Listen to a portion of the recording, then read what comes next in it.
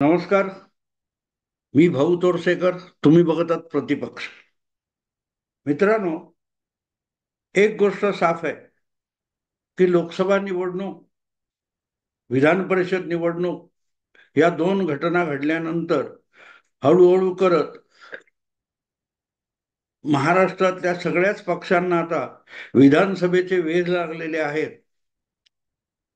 आणि जशी लोकसभेला पक्षांच्या नेत्यांची तारांबळ उडालेली असते, तशी आता 4 महिन्यात 3 महिन्यात होणाऱ्या विधानसभा निवडणुकीच्या निमित्ताने विविध पक्षांच्या इच्छुक आणि असलेल्या आमदारांची तारांबळ उडालेली आहे.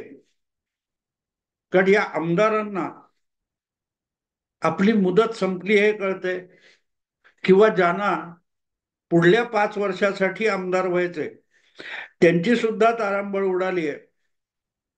कारण त्यांना आमदार व्हायचंय.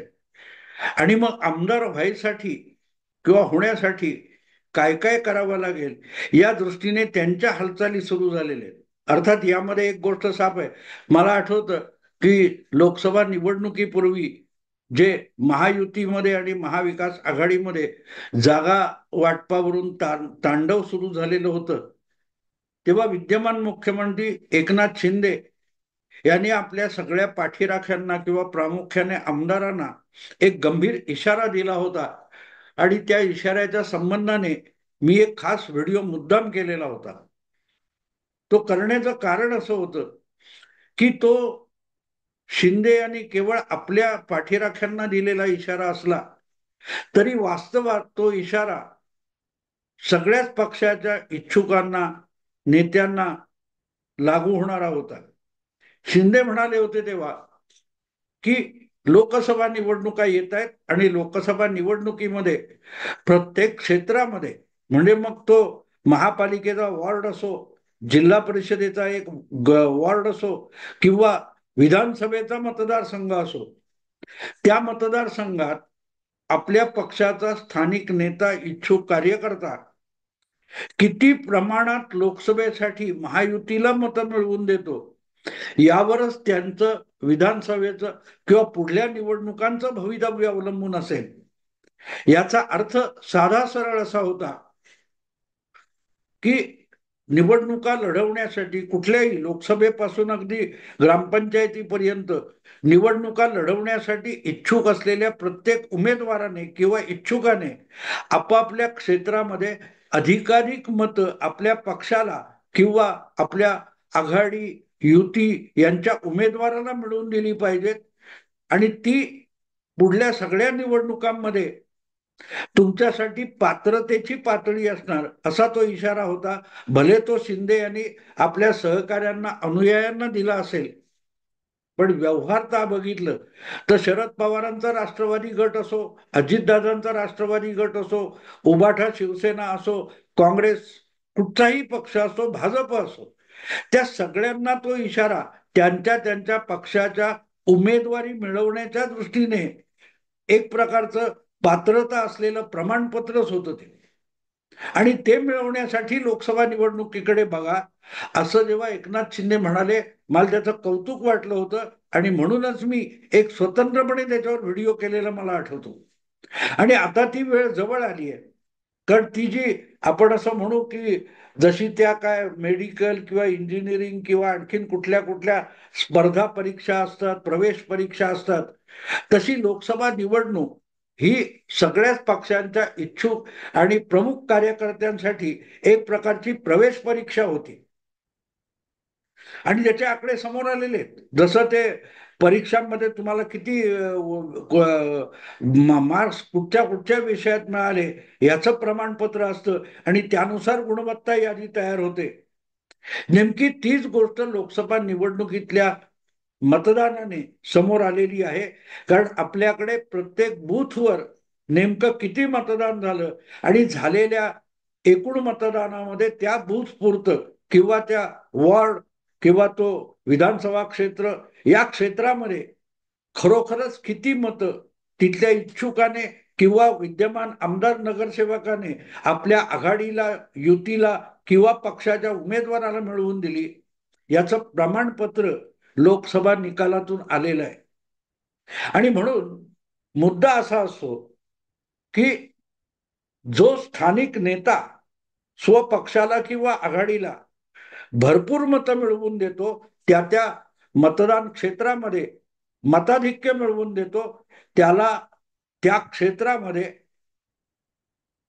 पुढच्या कुठल्या तरी निवडणुकीत उमेदवारी देणं त्या पक्षाला किंवा त्या युतीला भाग पडत असतं. आता देखील आपण बघितलं तर जे जे काय दावे प्रतिदावे महाविकास आघाडी किंवा महायुतीमध्ये होत आहे की इतक्या जागा आम्हाला मिळाल्या पाहिजेत, 288 मध्ये 90 पाहिजेत, 100 पाहिजेत, 120 पाहिजेत, 150 पाहिजेत, असे वेगवेगळे दावे युती आघाडीतले सगळे नेते आणि पक्ष करतायत. पण नुसता दावा करणं वेगळं असतं आणि त्यासाठी जागा मिळाली तर जिंकून दाखवण्याची क्षमता असणं आवश्यक असतं. आणि ही क्षमता तुम्ही आधीच्या निवडणुकांमध्ये मिळालेल्या मतावर ठरत असते. 2019 मध्ये लोकसभा विधानसभा वेगवेगळ्या क्षेत्रात नेमकं कोणाला किती मतं मिळाली हा विषय आता दुय्यम झालाय, कारण त्यानंतरची देशव्यापी निवडणूक पार पडलेली आहे. देशाच्या प्रत्येक कानाकोपऱ्यामध्ये, वॉर्डमध्ये, बूथमध्ये, विधानसभा क्षेत्रामध्ये मतदान होऊन गेलेलं आहे.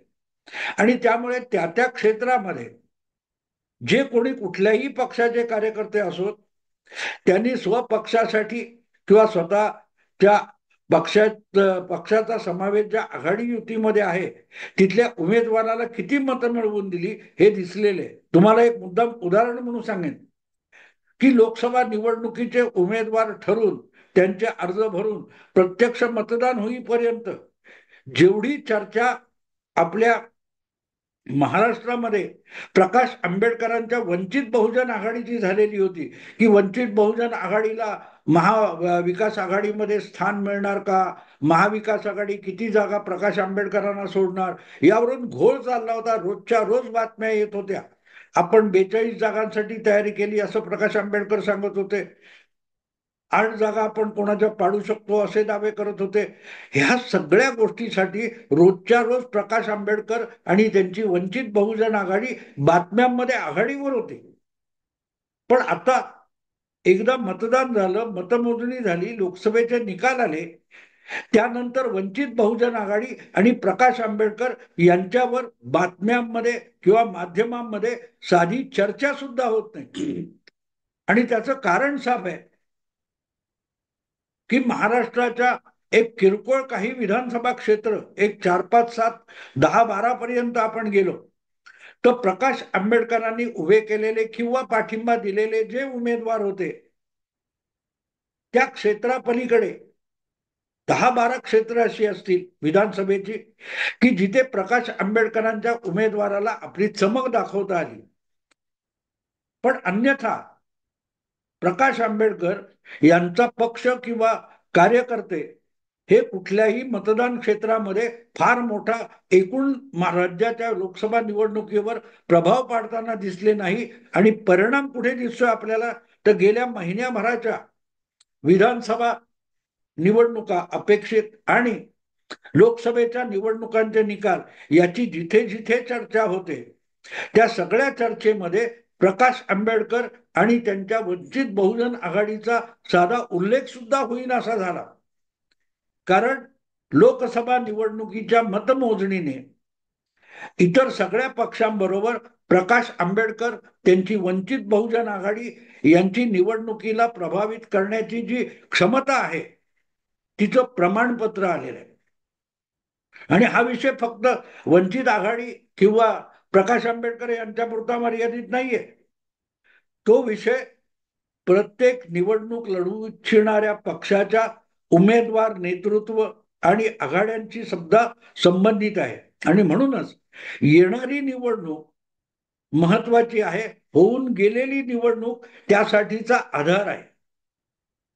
आणि या निवडणुकीत तुम्हाला माहिती की कमीत कमी 10 जागा लढवल्या शरद पवारांनी, पण 8 जिंकल्या. याचं कौतुक तेवढ्यासाठी आहे की जागा किती मिळवता त्यापेक्षा तुम्ही जागा जिंकता किती, तुमचा कुठला उमेदवार नावाने मोठा आहे पण प्रत्यक्षात मतदान मिळवतो का, याची सगळी कसोटी प्रत्यक्ष मतमोजणीतून लागत असते. आणि तिथेच सगळी गंमत झालेली आहे. उद्धव ठाकरे, शरद पवारांनी 10 जागा लढवल्या आणि 8 जिंकल्या. सर्वाधिक स्ट्राईक रेट शरद पवारांचा आहे. त्यांच्या पाठोपाठ काँग्रेस आहे किंवा त्याच्या खालोखाल उद्धव ठाकरेंनी 21 जागा लढवून 9 जागा जिंकल्या. त्या भाजपशी तुल्यबळ असल्या तरी उद्धव ठाकरे यांच्या पक्षाला लोकसभेत मिळालेली मतं आणि भाजपला मिळालेली मतं आपण जर तुलना करून बघितली तर भाजप आपला मतदार टिकवू शकलेला आहे, पण उद्धव ठाकरेंना तो टिकवता आलेला नाही. आणि म्हणूनच उद्धव ठाकरेंनी 9 जागा मिळवताना, प्रामुख्याने मुंबईच्या 3 जागा जिंकताना उद्धव ठाकरेंना सगळ्यात मोठा आधार त्यांच्या मूळचा जो मतदार आहे, हिंदुत्ववादी मतदार आहे, त्याचा आश्रय मिळालेला नाही. शिंदे गटाने, शिवसेना जी आज अधिकृत मानली जाते, ज्याला आपण बोलताना शिंदे गट म्हणतो, त्याने शिवसेनेचा कोर मतदार जो होता त्यातला 13-14% आपल्याकडे घेतला. म्हणजे 5-6% उद्धव ठाकरेंकडे राहिला. तरीही मुंबईतल्या 3 जागा उद्धव ठाकरे यांनी जिंकल्या.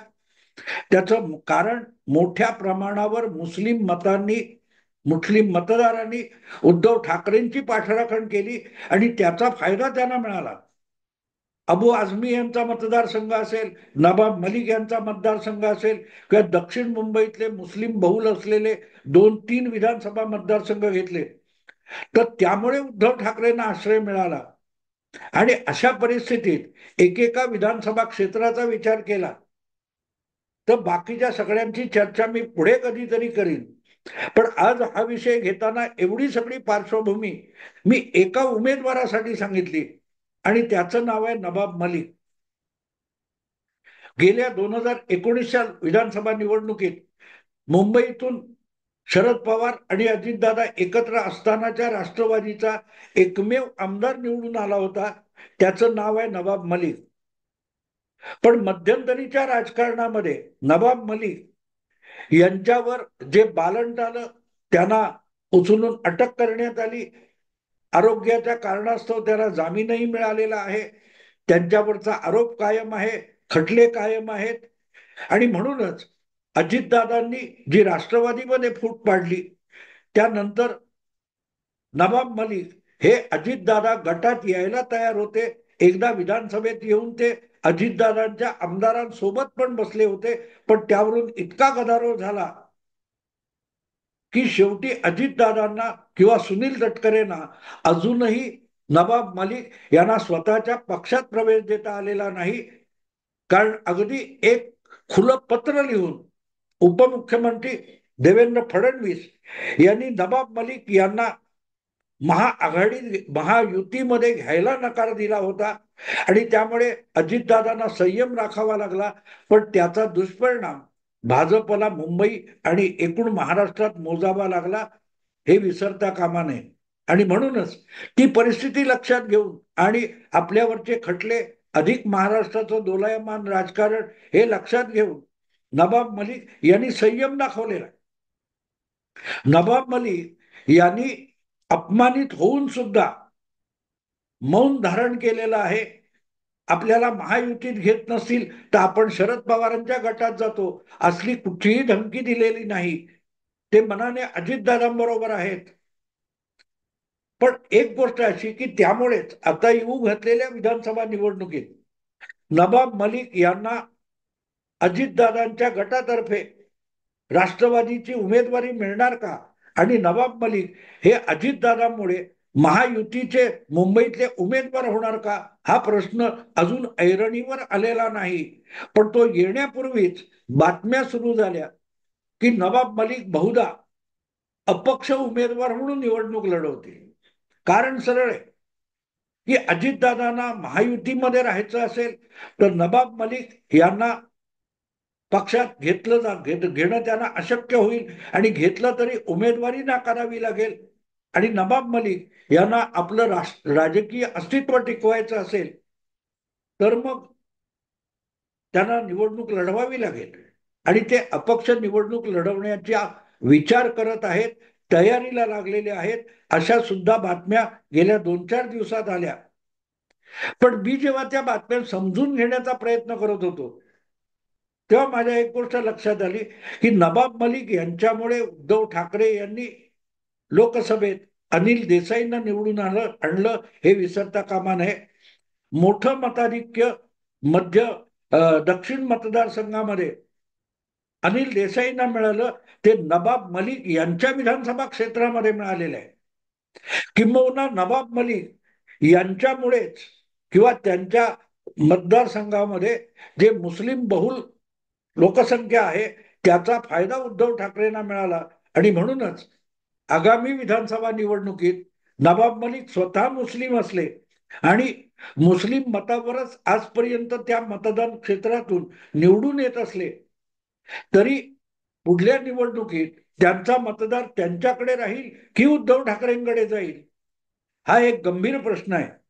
अर्थात उद्धव ठाकरे यांनी तिथे आपला कोणी कट्टर शिवसैनिक उभा केला तर तो निवडून येईलच आणि त्याला अणुशक्ती नगर मधला विधानसभा क्षेत्रातला मुस्लिम मतदार भरभरून मतं देईल अशी शक्यता मला कमी वाटते. अशी शक्यता कमी वाटते आणि तो आपला मतदार आपल्याकडेच टिकावा म्हणून आपण महायुतीत न जाता अपक्ष लढवावं ही भूमिका जर नवाब मलिक यांनी घेतली असेल तर ती त्यांच्या राजकीय भवितव्यासाठी योग्य आहे. पण थोडा उलटा विचार करून बघा की जर जर अजितदादा तिकीट देऊ शकणार नसतील आणि अपक्षच लढवायची वेळ आली तर जिंकण्याची खात्री असावी म्हणून इतर मतं मिळवणं नवाब मलिक यांना आवश्यक वाटेल. आणि अशा वेळेला त्यांना सगळ्यात जवळचा पक्ष शरद पवारांचा राष्ट्रवादी असण्यापेक्षाही उद्धव ठाकरेंचा उभाठा शिवसेना पक्ष जवळचा असू शकतो. अर्थात उद्धव ठाकरेंना आता तितक्या हिंदुत्वाची पर्वा राहिलेली नाही. त्यांना कुठच्याही परिस्थितीमध्ये अधिकाधिक लोक नगर महापालिकेमध्ये विधानसभेमध्ये लोकसभेत निवडून आणायचे आहेत.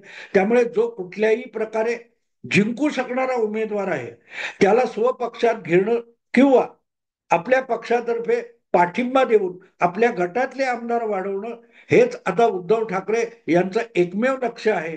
आणि म्हणून अजितदादा ज्या नवाब मलिकांना उमेदवारी देऊ शकणार नाहीत त्याला उद्धव ठाकरे उमेदवारी देऊ शकतात, पुरस्कृत उमेदवार बनवू शकतात. कारण ऑलरेडी त्यांनी आपल्या हिंदू मतांचा मोठा गठ्ठा गमावलेला आहे जो शिंदेकडे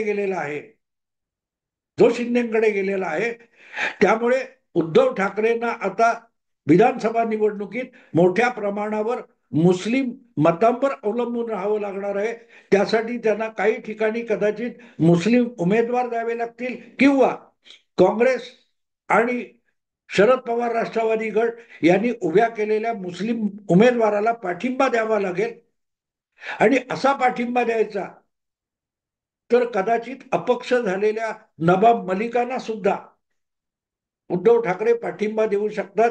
कारण त्यांना आपल्या गटाचे आमदार टिकवायचे आणि वाढवायचे. आणि म्हणून मला असं वाटतं की नवाब मलिक कदाचित अपक्ष लढतील पण कदाचित ते शिवसेना उद्धव बाळासाहेब ठाकरे या पक्षात देखील दाखल होऊन त्या पक्षातर्फे आगामी विधानसभा निवडणूक लढवण्याची शक्यता आहे. अर्थात उद्धव ठाकरे यांना कुठलंही सोयरसूतक नैतिकतेचं नाहीये. उद्धव ठाकरे मुख्यमंत्री असताना त्यांच्या मंत्रिमंडळात मंत्री असलेले नवाब मलिक यांना अटक झाली होती, ते तुरुंगात गेले होते, तरीही हा मुख्यमंत्री जगातला एक नंबरचा मुख्यमंत्री अशी ज्याची चमचेगिरी झाली ते उद्धव ठाकरे आपला विशेषाधिकार वापरून नवाब मलिक यांची मंत्रिमंडळातून हाकलपट्टी करू शकले नव्हते.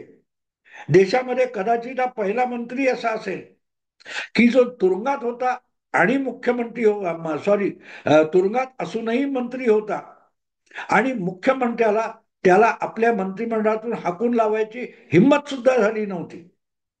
एवढी जर आपली बेअब्रू झालेलीच आहे तर मग त्या नवाब मलिकांना आपण तुरुंगात असताना मुस्लिम असूनही मंत्रिपदावर कायम ठेवलं तर थेट निवडणुकीत त्यांनाच उभाटा शिवसेनेची उमेदवारी देताना उद्धव ठाकरे लटपटतील असं मला बिलकुल वाटत नाही. आणि म्हणूनच आणखी 2-3 महिन्यामध्ये येणाऱ्या विधानसभा निवडणुकीत नवाब मलिक यांची निवडणूक जिंकण्याची क्षमता, त्यांच्या मतदान क्षेत्रामध्ये जे मुस्लिम बहुल संख्या आहे त्याचा फायदा घेण्यासाठी उद्धव ठाकरे उबाठा शिवसेनेतर्फे नवाब मलिक यांना अणुशक्ती नगरमधून आपल्या पक्षाची उमेदवारी देतील अशी एक शक्यता मला वाटते. आणि नाहीच तर त्यांना सरळ सरळ पुरस्कृत शिवसेना उबाठा पुरस्कृत उमेदवार म्हणून विधानसभेला उतरवतील अशी शक्यता वाटते. अजितदादांनी तोपर्यंत महायुतीतून बाहेर पडायचा निर्णय घेतला तर नवाब मलिक खुलेआम निवडणूक अजितदादा गटातर्फे लढवतील. नाहीच तर नवाब मलिक यांच्यासाठी उबाटा शिवसेना हा पर्याय खुला असेल असं माझं प्रामाणिक मत आहे. मित्रांनो, विषय आवडला लाईक करा, शेअर करा, सबस्क्राईब करा. नमस्कार.